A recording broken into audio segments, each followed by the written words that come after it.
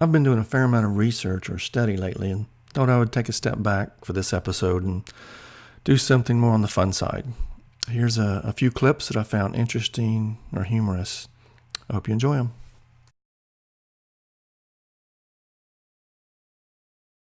Hey, you stowaways. Are you speaking to us? Yeah, listen. There's gonna be a mutiny in a few minutes. A mutiny? Shh, keep your voice down. Yes, a mutiny. The captain thinks the world is around, see? But we all know it's a flat, right?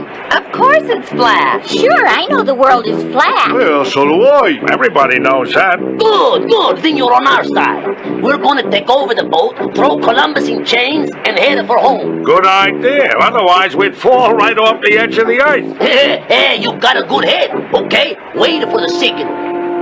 Excuse me. What was that sailor talking to you about? A sailor? Oh, nothing really. He wanted to know if we were enjoying our trip. Oh, yeah, that's right. I thought he might be telling you about the mutiny. You see, my crew thinks the earth is flat, but we know it's around, right? Yeah, right, sure, it's round. Of course it's round. Yeah. Good. Then you on my side. Go ahead and scoff. You know, there are a lot of things out there that I don't believe in, but that doesn't mean they're not true. Such as? Like crop circles, or the Bermuda Triangle, or evolution. Whoa.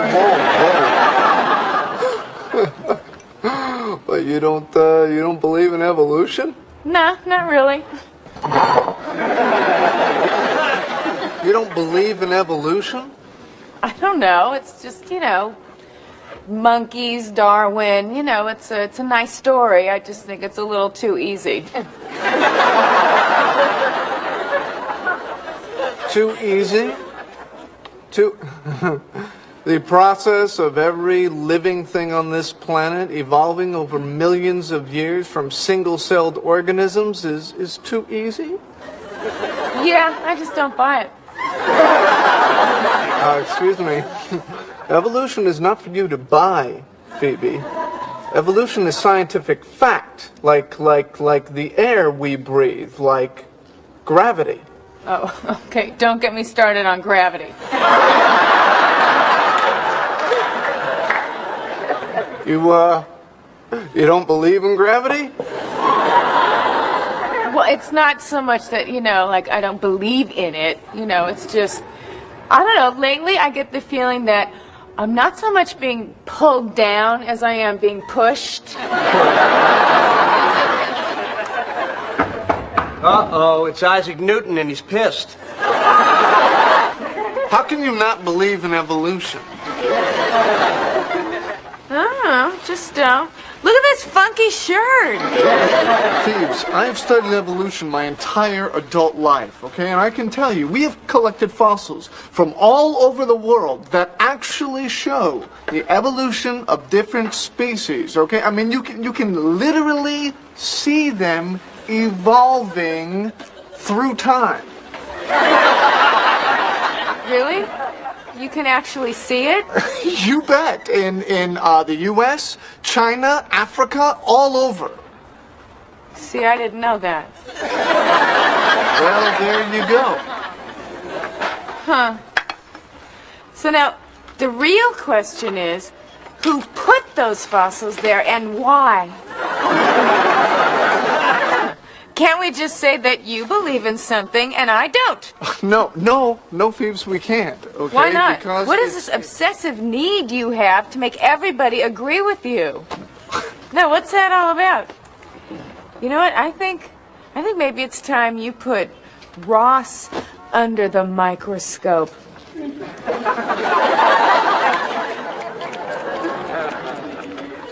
Is there blood coming out of my ears? Uh-oh, it's scary scientist man. Okay, Phoebe, this is it. In this briefcase, I carry actual scientific facts. A briefcase of facts, if you will. Some of these fossils are over 200 million years old. Okay, look, before you even start, I'm not denying evolution, okay? I'm just saying that it's one of the possibilities. It's the only possibility, Phoebe. Okay. Ross, could you just open your mind like this much? Okay? Now, wasn't there a time when the brightest minds in the world believed that the Earth was flat? And up until, 50 years ago, you all thought the atom was the smallest thing until you split it open and this, whole mess of crap came out. Now, are you telling me that you are so unbelievably arrogant that you can't admit that there's a teeny tiny possibility that you could be wrong about this?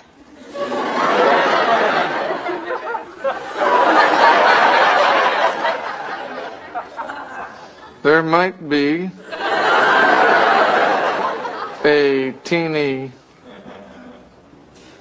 tiny possibility. Can't believe you caved. What? You just abandoned your whole belief system.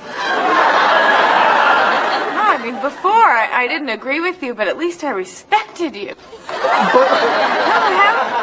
How are you going to go into work tomorrow? How are you going to face the other science guys? How are you going to face yourself? Oh.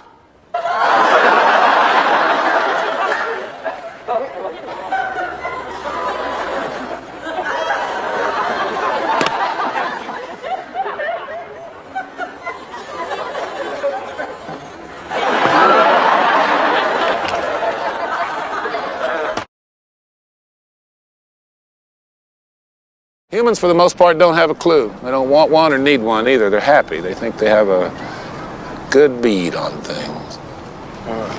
Well, why the big secret? People are smart. They can handle it. The person is smart.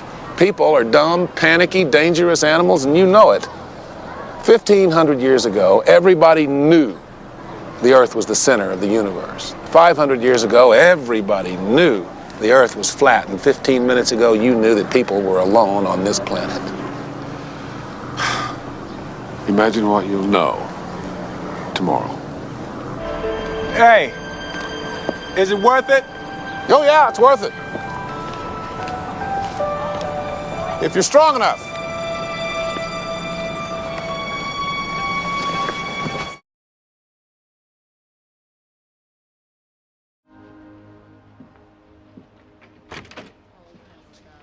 Hi, I'm sorry. Oh.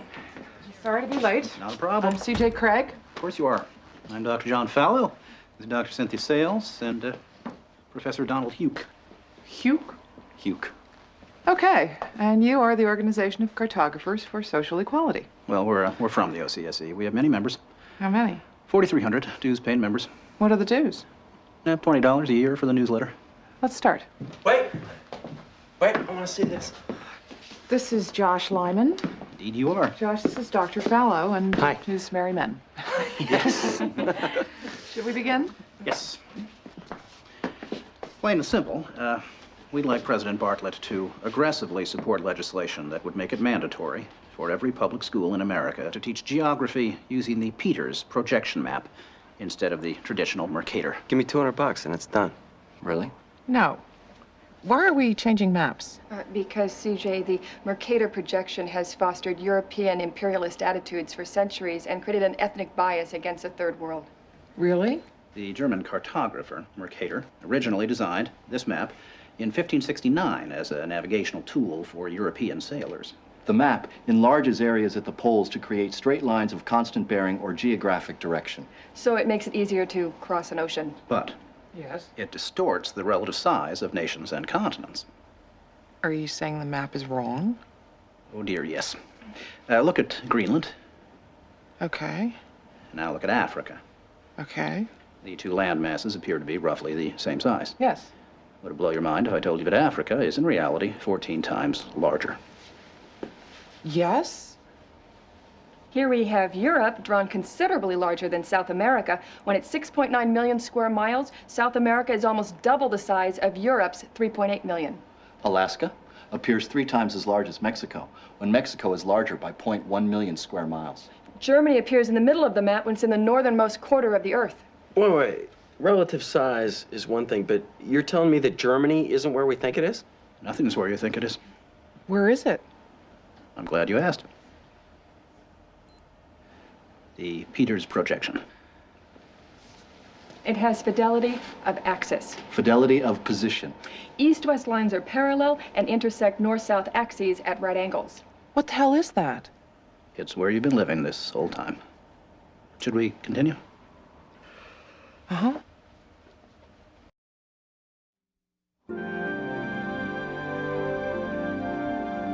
So, you're probably wondering what all of this has to do with social equality. No, I'm wondering where France really is. Guys, we want to thank you very much for coming in. Hang on, we're gonna finish this. Okay. What do maps have to do with social equality, you ask? She asked. Salvatore Natoli of the National Council for Social Studies argues, in our society, we unconsciously equate size with importance and even power.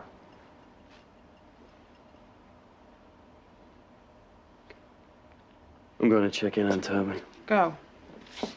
These guys find Brigadoon on that map. You'll call me, right? Probably not. Okay. When third world countries are misrepresented, they're likely to be valued less. When Mercator maps exaggerate the importance of Western civilization, when the top of the map is given to the Northern Hemisphere and the bottom is given to the Southern, then people will tend to adopt top and bottom attitudes. But wait, where else could you put the Northern Hemisphere but on the top? On the bottom. How? Like this. Yeah, but you can't do that. Why not? Because it's freaking me out. I want each of you to come up with your own original idea. Something new and interesting about the world around you. Something no one ever thought of before. Good idea. How did you get in here? I've come to help you with your original idea. I'm a muse. A what? A muse. Muses are the spirits of inspiration. We provide original ideas to those who need them. Original ideas, huh? Oh, that's really interesting. Hit the bricks, pal. You don't understand. Oh, I understand pretty good. I don't know how you got into my room, but those angel wings aren't fooling anybody. Don't worry, it'll only take a minute. And when I'm done, you won't even remember me. Yeah, I've heard that line before. I'm counting to 5, and then I'll scream. 1, 2... But I've got an original idea that I think you'll really like. I've also heard that one. 3... Okay. Here it is. The world is round. What? You know how everybody believes the world is flat, like a pancake? Well, they're all wrong. The world is actually round, like an orange. The world is an orange. Those among us who would require some proof that the world is flat. Fair enough. Let the record show that I now offer absolute and unimpeachable evidence. A guy in a lab coat.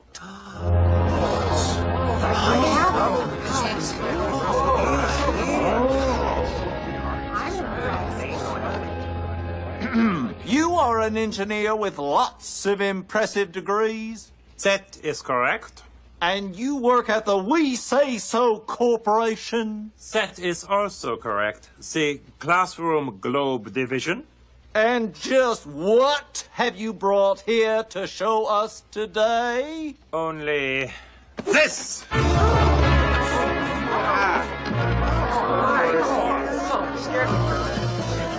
And we have a warehouse full of these things. Proof enough for you, Missy? Huh? Very impressive. That's it, friend. We're in trouble now. Obviously, if a company the size of We Say So throws the full weight of its corporate clout behind the concept of a flat Earth, who are we to question? Yeah, she's right. The world is an orange. All our beliefs are wrong. Look, you don't say anything about it. I won't say anything about it. Yes, but now I know I'm... Murph is a great kid. She's really bright, but she's been having a little trouble lately. She brought this in to show the other students the section on the lunar landings. Yeah, that's one of my old textbooks. She always loved the pictures. It's an old federal textbook. We've replaced them with the corrected versions. Corrected. Explaining how the Apollo missions were fake to bankrupt the Soviet Union.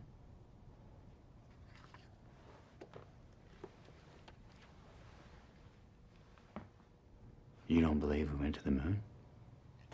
I believe it was a brilliant piece of propaganda that the Soviets bankrupted themselves, pouring resources into rockets and other useless machines. Useless machines. And if we don't want a repeat of the excess and wastefulness of the 20th century, then we need to teach our kids about this planet, not tales of leaving it.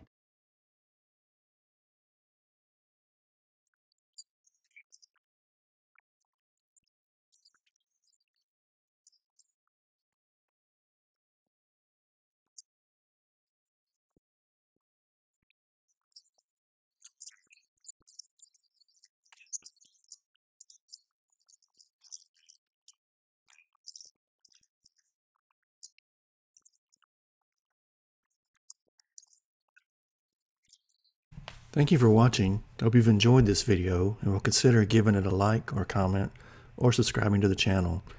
Until next time, keep seeking to understand. You want answers? I think I'm entitled. You want answers? I want the truth! You can't handle the truth!